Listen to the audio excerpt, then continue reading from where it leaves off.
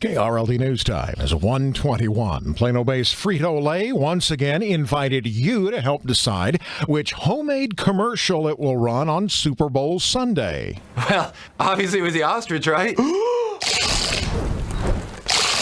Break Room Ostrich, just one of the 5 contenders this year. UT Dallas marketing professor Abby Biswas gave us some insight into the Frito-Lay campaign.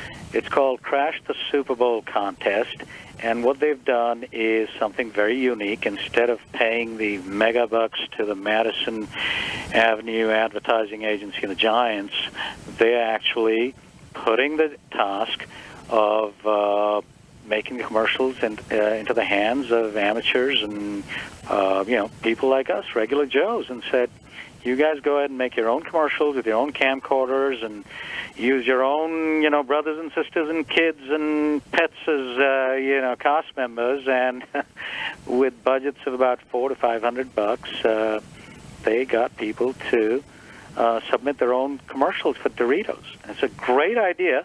And, of course, the cherry on the top of this Sunday, if you will, in a manner of speaking, is that these crowdsourced commercials made by the regular Joes actually end up winning the Super Bowl ad contest, meaning of the 50 spots.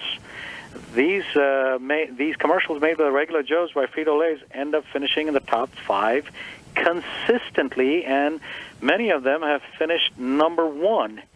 So you can imagine that is the ultimate coup for Frito-Lay's, to beat out the giant corporations and the giant ad agencies just by engaging regular Joes who are making commercials with their camcorders. So it's really good. And this year, for the first time, they've opened it worldwide. I'm told to, I believe, around 40 countries have sent in entries.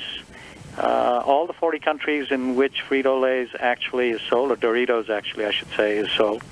And they've got a huge number, thousands of entries. And one of the 5 finalists is actually from Australia, I believe.